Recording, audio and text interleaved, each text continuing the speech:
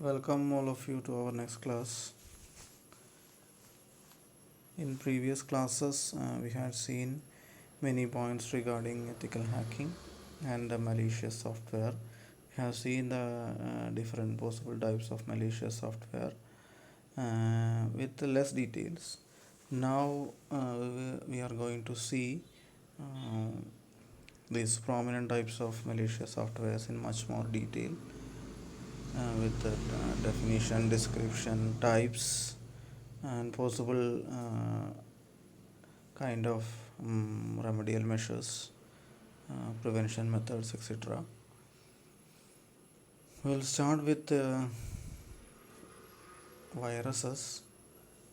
As we know, this malicious software may be classified into two: dependent and independent. Dependent malicious software are those which do not require any support of any other program or a file to exist or to work or to spread to other locations, etc. It uh, it does not need any support from any host program. But in the case of dependent malicious software, they completely dependent on the host file or program for getting entry into a system and to start its working and even for spreading to another computer system or location. So virus, they fall into the category of dependent malicious software. For everything they need a host machine, not a host machine, host program or a host file. So usually these viruses are attached themselves to a host program or a file, maybe as a attachment in an email or an attached one in a software or a file we download from internet, usually from an untrusted source. So whenever we browse for certain software from unsecured locations or unsecured sources, we must take maximum care in not getting our computer system infected. Why? Because there is a chance for presence of a virus in a file or a software we download from such untrusted sources.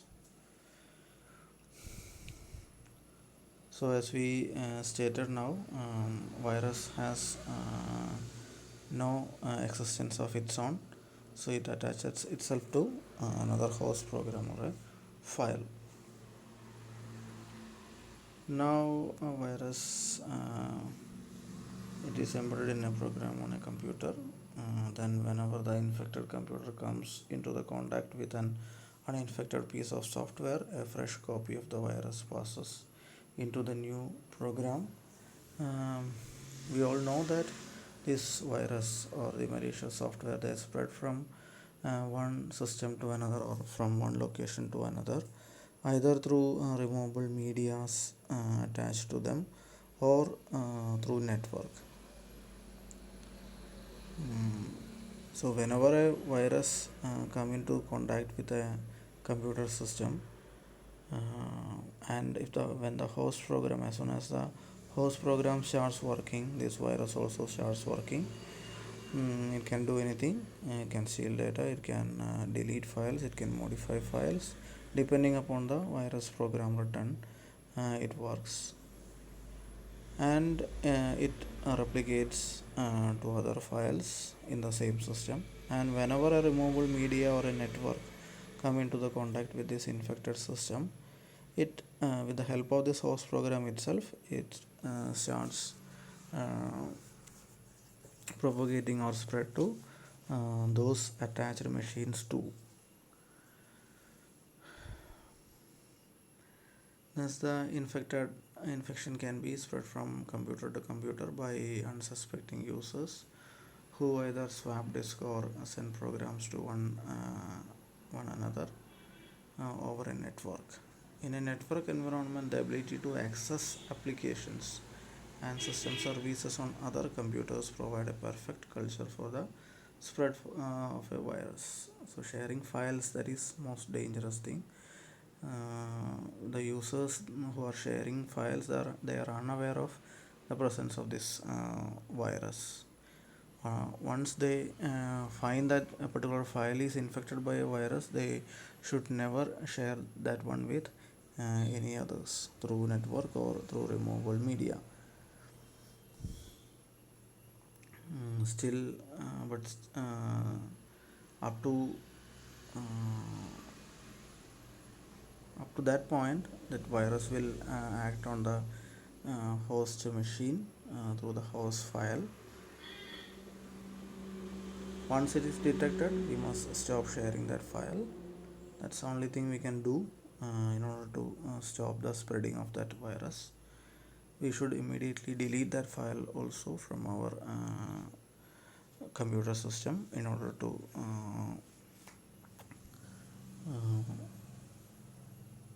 delete its presence. We can detect this presence of these viruses through many software, including antivirus software. So once it is detected, we must completely erase its presence from our system too, and no system should be allowed to come into contact our system till that time. A virus can do anything that others programs do. The difference is that virus attaches itself to another program and executes secretly when the host program is run. So only upon we execute the host program, the virus um, wake up and it starts its work. Once a virus is executing, it can perform any function such as erasing files and programs that is allowed by the privileges of the current user. So if an administrator user is logged into a computer, or you may end up logging into your system as an administrator, and accidentally if you download a file containing virus, and if you execute that program or file, or open that file, then this virus starts it's working, and it affects almost all part of the computer system, because you are the administrative user, and you are provided all the rights to execute anything in your computer. So that's the most dangerous situation. The whole computer part will be infected by the virus, and depending upon its nature, or its behavior, or the code in that virus, it does its work. So our entire system will be in threat. It will be under threat. These viruses can be classified into following categories. First one is boot sector infector. You might have heard this term boot sector before. At least you might have heard the term booting. That is the first action getting happening in our computer system immediately after switching on the machine. So what it does is that there is a boot program stored in our hard disk. From that boot portion, it does many hardware and software checks, like post, power on, self test, and all. After all these, it allows us to open the operating system we would like to. If we have more than one operating system, then it will show the choices, so that we can choose the operating system, and it loads that operating system into memory, and we will get the login window of the operating system, and we will start working after logging in. So this is the primary function or primary action that is getting happening in a computer system immediately after switching on the system. So whenever that the kind of virus is affecting a boot sector, then it is very dangerous. Why? Because it is affecting the root or the base of our computer system, so that it can affect the entire portion of our computer, including software and hardware, depending upon the nature of the virus. So it infects a master boot record or boot record and spreads when a system is booted from the disk containing the virus. So it can modify almost every part of our computer system, including the boot portion. So from the starting onwards, the computer or the system is getting infected. So we may be blocked from logging into our operating system, even with the presence of this kind of boot sector infector viruses. So we may be incapable of doing anything in computer. And second one is file infector. That this kind of virus, it infects the operating system or a shell considered to be executable. You in the last semester you might have done shell programming, or you might have studied this about this shell in operating system theory and in essay lab. You might have done several shell programs in um, essay lab also. um, we can say that this shell is the main or core of the operating system. You might have studied various functions of operating systems like device management, file management, memory management, process management, etc. So when this kind of virus, file infector virus, is in our system, then the main part of the operating system will be under threat. Because this kind of virus is capable of controlling the whole operation of the operating system, including shell activities. It is another one of the most dangerous type of virus. Next one is macro virus. It infects files with macro codes that is implemented by an application. The same macro virus will be explained as a next point. Anyway, you might have heard about this macro in C programming. It is one way of creating constants in our program. So macro has many applications. So if a virus is type of macro viruses, then it can affect our program with the help of the macros written. Now next one we will see one of the most dangerous one itself. It's an encrypted virus. It is dangerous in that it itself is encrypted. Virus itself is encrypted. That means in order to detect the presence of a virus by examining its content, it's very hard to get detected. Why? Because it is almost impossible to open the virus, impossible to open the content of the virus by an antivirus software or so.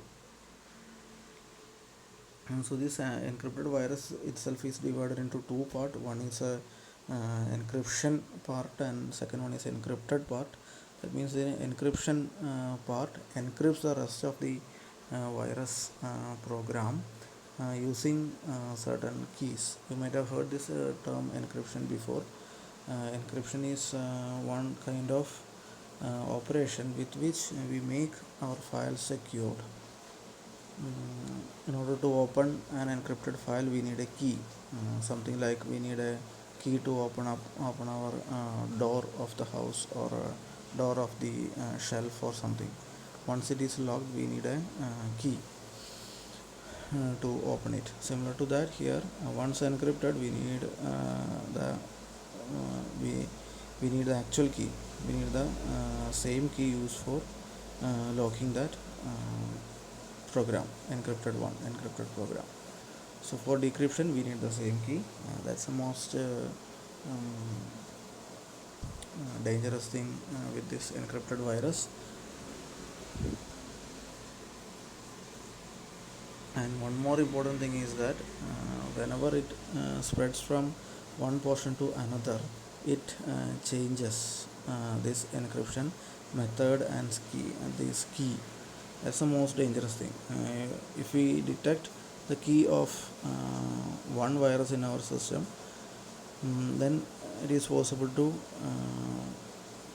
detect the presence of that virus alone. Why? Because other viruses replicated from this virus in the same machine or in the another machine will be having different key to decrypt. So that is a most dangerous thing with this encrypted kind of virus. So it uses a random encryption key and encrypts the remainder of the virus. The key is stored within the virus.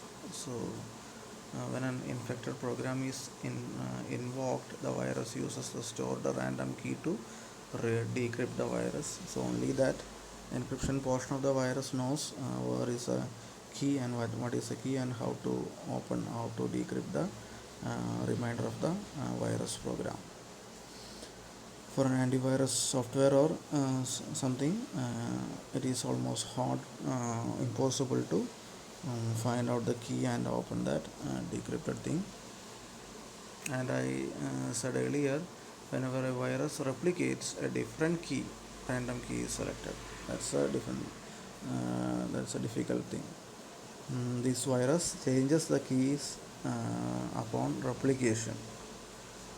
So again, once we detect a key, using that we cannot open all the viruses. Why? Because another replicated virus will be having a different key for decryption.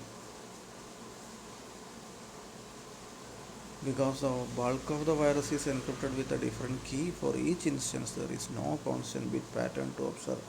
So it is not possible to detect all these kinds of viruses using a single key or single pattern. Okay.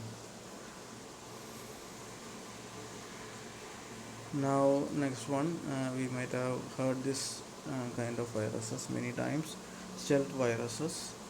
It's a form of virus explicitly designed to hide itself from detection by antivirus software.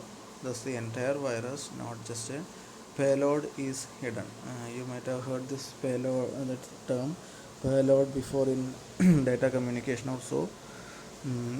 As we know, a message is split into many packets at network layer, and each packet will be having a particular size. If our message itself is not sufficient to fill all the bits of that packet, that means if some unused bits are there in a packet, then we may add some bits known as payload. That means just to occupy those vacant positions, we may add some random bits. It has no significance, it's just a payload. It will be ignored by the destination. It will take only the actual part of the message, and it will ignore the remaining payload field. It is just to ensure that each packet is having the same size. So this stealth virus, they are actually hidden. Okay, that means for a antivirus software, it is almost impossible to detect their presence. Why? Because this usually an antivirus program, it checks for hidden viruses in payload field. That means that is a field which is to be ignored. It has no importance at all. So this antivirus software, they examine the payload fields of each packet it receives, and as the stealth viruses are not part of the payload field, they themselves is hidden in a packet. So antivirus softwares, upon examining the payload field, will be not detecting the presence of this stealth virus. They themselves are hidden, so that no antivirus software cannot detect them. Now next one, polymorphic virus. As the name implies, polymorphic, it has more than one type of form. In C++ we had seen polymorphism. That means the same operation may be an operator or a function having different forms at different situations. You can see this polymorphic virus as a mutated form of our coronavirus or something. We have heard that this coronavirus is getting mutated, or it changes its version uh, on regular periods.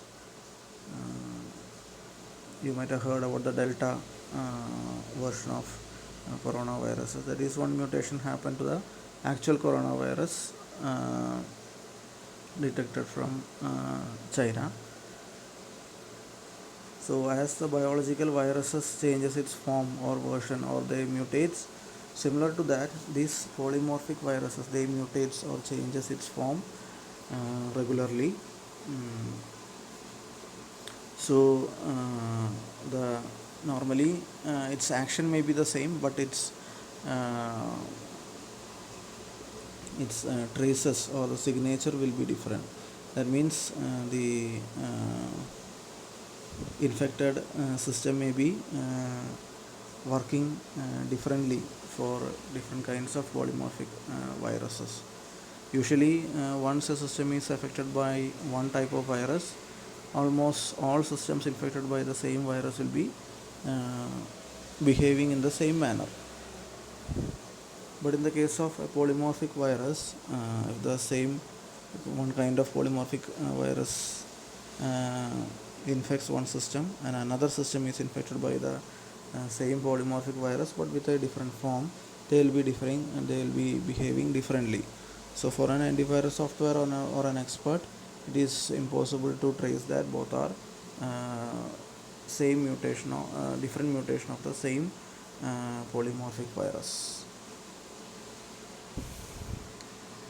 So that is a dangerous thing with polymorphic viruses.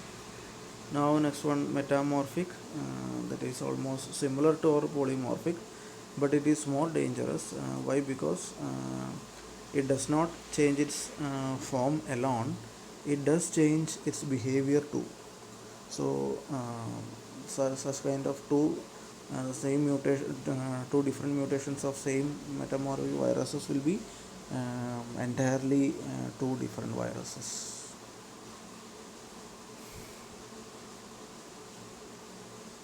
So the difference is that metamorphic virus rewrites itself completely at each iteration. So whenever it goes from one system to another, both will be of entirely two different types, increasing the difficulty of detection. Metamorphic viruses may change their behavior as well as their appearance. So both appearance and behavior, or the nature of the virus getting changed upon spread in the case of metamorphic viruses. So both are getting mutated, polymorphic and metamorphic viruses are getting mutated on this spread, but in polymorphic it just changes its appearance, but in the case of metamorphic they change both their behavior and appearance. Now as we had seen earlier, macroviruses, they are encoded as a macro in programs that support a macro programming language.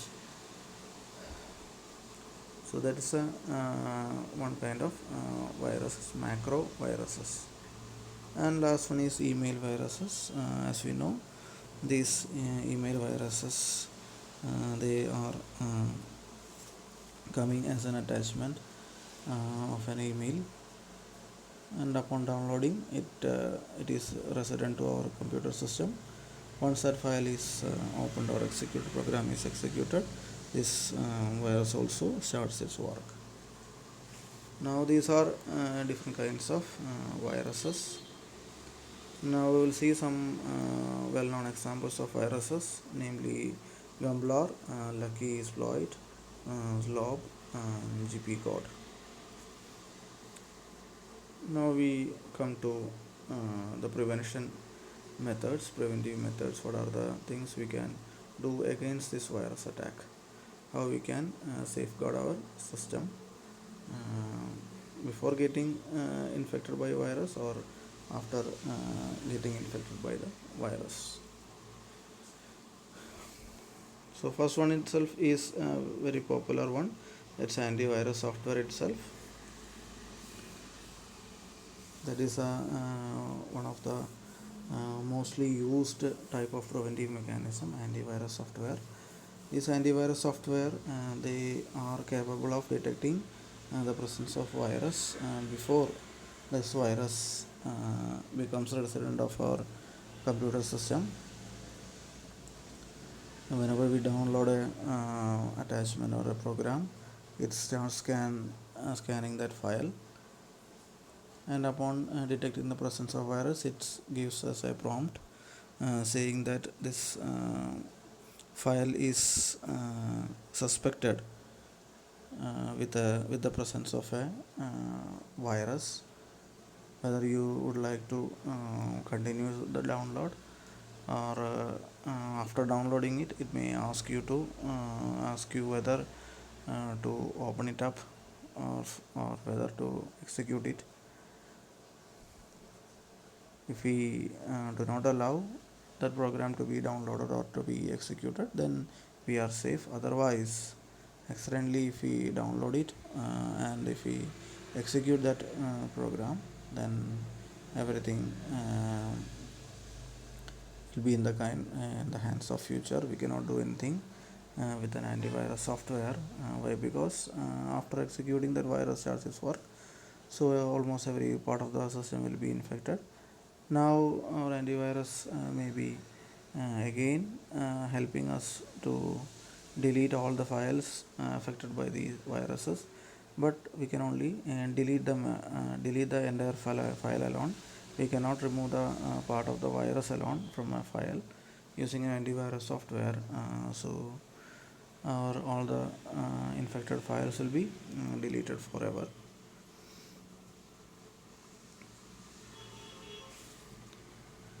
Now advances in virus and antivirus technology go hand in hand. That means whenever new virus is detected, then this antivirus software designers will be examining the behavior and nature of the virus, and they will create programs for detecting it and for deleting it. Usually there is a argument in cyber world that this antivirus software designer people, they themselves create their own viruses. Why? Because they need to increase their business. Anyway, once one particular antivirus software is purchased by a user, he may be using it that antivirus software smoothly. And if no new viruses are introduced by the malicious people in the internet, then he is safe. When a new virus is introduced by these people, then their antivirus software needs to get updated. So this antivirus designer people, they themselves make small changes to this virus program, and they make appropriate updations in their antivirus software too. So after purchasing one version of the antivirus, we may be sitting idle for 1 year or two. Then suddenly they give us an update. Maybe it may be free or it may be paid. Anyway, in order to increase their business, they may introduce new viruses, and they give us some paid updations or upgradations. Thus their business grows. So that is one debatable thing, but anyway, there is a chance for such kind of activities in cyber world.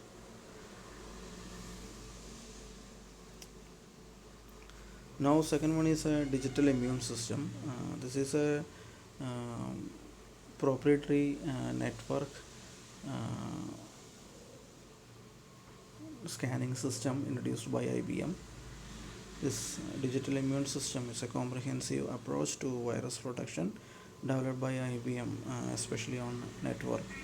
If our system is connected to a particular network and our network has this digital immune system by IBM in place, then that digital immune system starts to monitor all the network traffic to our network. So everything enters into the network will be monitored by this digital immune system, and once the presence of a virus is detected, it informs all the systems, all the clients in that network, so that spreading or the propagation of this virus can be blocked completely, or it can be blocked to a certain systems alone. So it does monitor the entire network as well as the systems connected to that network too. Accidentally, if our computer system is infected by some kind of virus, then this digital immune system detects that virus, and it informs all the other machines connected to the network about the presence of this virus, so that they will not be coming in contact with our computer system uh, through network or through or physically or through network. They will not come into contact with our system. So we will be isolated, and proper remedial measures will be taken, and once our system is stamped virus free, we can contact other systems in the network physically or through network. So that's a working of a digital immune system. The objective of this system is to provide a rapid response time so that viruses can be stamped out almost as soon as they are introduced. When a new virus enters an organization, the immune system automatically captures it, analyzes it, adds detection and shielding for it, removes it, and passes information about that virus to systems running IBM antivirus, so that it can be detected before it is allowed to run elsewhere. So it's a complete um, immune system for a virus attack, against a virus attack. Now we will come to the second type of malicious software. They are worms. Unlike this virus, this worm is independent in nature. That means viruses needed a host program or a support from another program to uh, get entry into the computer system and to starts it work. But in the case of worms, they do perform all the actions independently. So a worm is a program that replicates and propagates itself without having to attach itself to a host.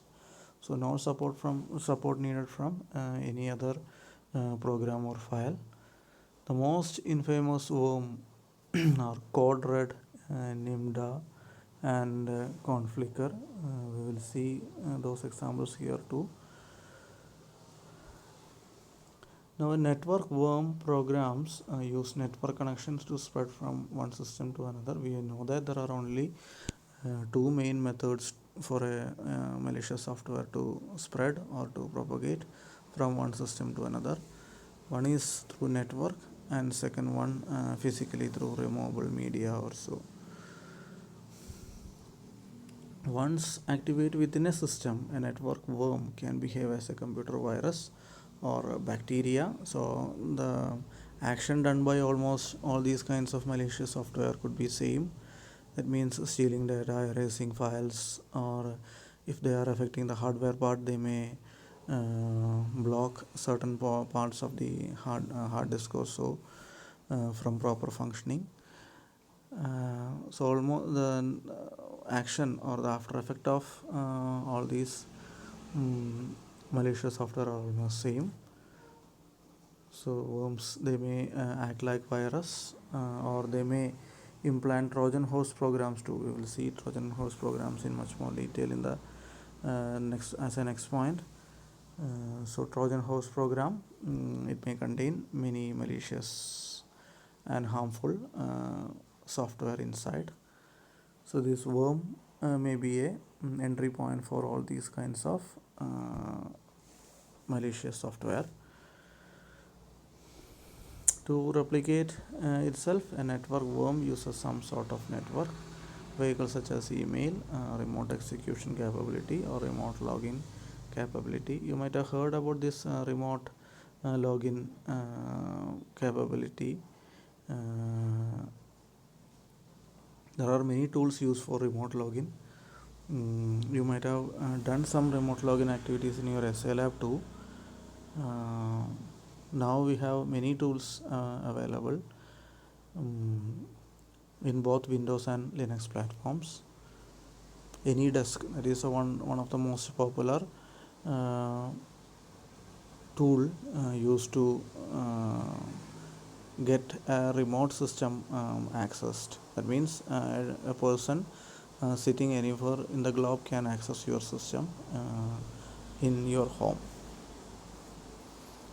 That's the most important point we have to mention here. So through all these kinds of network connections, it may be a direct email file, or it may be a connection established through remote login methods.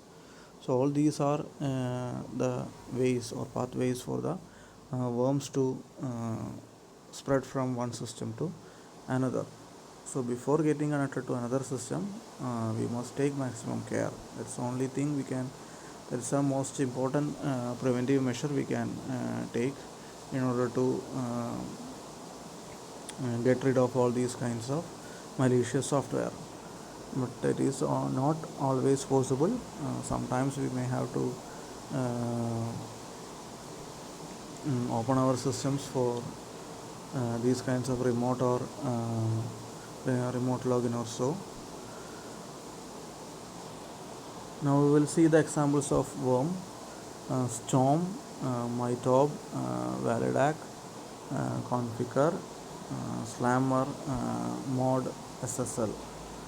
These are various kinds of famous worm available in cyber world. Now we will see, similar to our virus countermeasures, we will see worm countermeasures.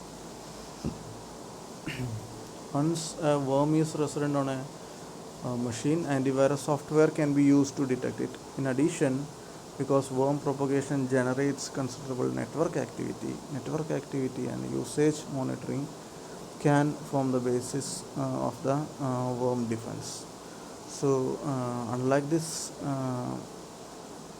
virus, this worm does not require any host program or any support from any program to come into our system. So what we have to do is that for virus protection or from resident and malicious software, we have antivirus software. This antivirus software that examines, it scans the entire system for the presence of any kind of malicious software, including virus, worms, Trojan, everything. But the dangerous thing with virus is that it does not require the support from other hosts. So even if one system is infected by a worm, we should take maximum care not to replicate or not to spread this virus from our system to another. So a proper network monitoring or a network analysis software is required for preventing such spread. So first type is that signature based worm scan filtering. This type of, as we know, the signature, that means the presence of a virus can be detected from the signature. That means we once a computer system is detected means infected by a virus, then we can see the after effect of that attack. So if we see a similar after effect of that virus everywhere, we can say that the same virus is there in almost all the infected systems. So that's a signature. So this type of approach generates a worm signature, which is then used to prevent worm scans from entering or leaving a network host. Typically, this approach involves identifying suspicious flows and generating a worm signature. So they may generate a particular pattern in network flow or network traffic, and if that pattern is detected in the network, then it will be considered as a worm and such flow will be blocked. Okay, so similar kind of worms will be leaving same kind of signature. So after examining the particular signature of a worm, we will decide that this pattern should be blocked in our network.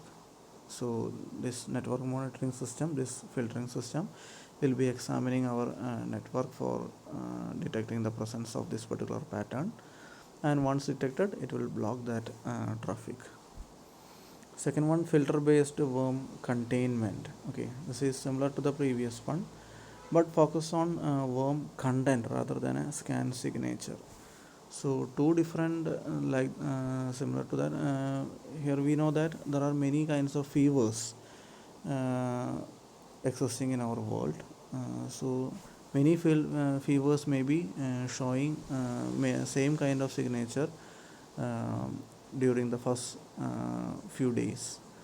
So we may misunderstand that this fever may be not dangerous, but the situation may not be like that. That fever might be dangerous, but it shows almost the same signature as that of normal fever. So there is a chance for such a this, false interpretation. So instead of searching for a pattern or a signature of a worm, we examine the real content of the worm. So if the content of the worm is same, we can ensure that all these worms are of same type. Okay, that's the second one, filter based worm containment. Okay. Now third one is payload classification based worm containment. Already we have seen what is a payload. So these network based technique examine packets to see if they contain a worm. Various anomaly detection techniques can be used, but care is needed to avoid high levels of false positives or negatives. So this kind of mechanism examines the payload part of the data received, and if they find any suspicious pattern in that payload, they will consider them as worms, and it will take appropriate correction measures. But in this method, there is a huge chance for false positive or negative cases. That means we may by mistake we may interpret some payloads as viruses, and if we block all those kinds of payloads from the coming packets, then all the by mistake we are neglecting or rejecting all those uh, genuine packets. Okay, by mistake we think that that particular pattern in the payload is worm, and by thinking so we are blocking or neglecting all the packets with the same pattern, but those packets would be genuine. Thus we lose many genuine packets. So that results in complete failure of our messaging system. Next one is threshold random walk scan detection. It exploits the randomness in picking destination to connect to as a way of detecting if a scanner is in operation. It is suitable for deployment in high speed, low cost network devices. This particular scheme is extremely helpful if it is not possible to scan all the traffic or all the packets coming through that network. That means for a high speed network it is not possible to check all the packets. That means if you have police or our RTO uh, checking the vehicles in a highway, what will be the situation? They will be stopping all the vehicles coming in highway. We know that highway, in highway we can see many vehicles, more number of vehicles than other roads. In national highway you can see more traffic than state highway, and similarly state highway will be having more traffic than other normal roads. So if they conduct inspection in national highways or the roads where traffic is much more, then the entire traffic will be blocked. That means it will be very hectic to travel through that highway. So such kind of negative things should never happen. So in a high speed network it is not at all possible to inspect all the messages passing through it or packets passing through it. So we will randomly pick the packets from that high speed network, and we will examine the presence of a worm. So depending upon the probability of detecting the uh, worms, we will come to a conclusion that this particular network is infected more, or this particular part of the network is detected less or least. So we will be concentrating on the that part of the network which is more affected by these kinds of malicious codes, and we will neglect the remaining routes. The last one is rate limiting. This class limits the rate of scan-like traffic from an infected host. Various strategies can be used, including limiting the number of new machines a host can connect to in a window of time, detecting a high connection failure rate, and limiting a number of unique IP addresses a host can scan in a window of time. So there is another kind of preventive mechanism, rate limiting. That means if a system is infected by a virus, then we can limit the systems contacting that particular system. Other system will be uh, it will not be allowed to contact the infected system for a particular period of time or so. So rate or traffic to that infected system can be reduced, and infection, that means spread, can be reduced to a certain extent. So that is about rate limiting. By this we come to the end of the viruses and worms. Now we will see the Trojan horse in the next class.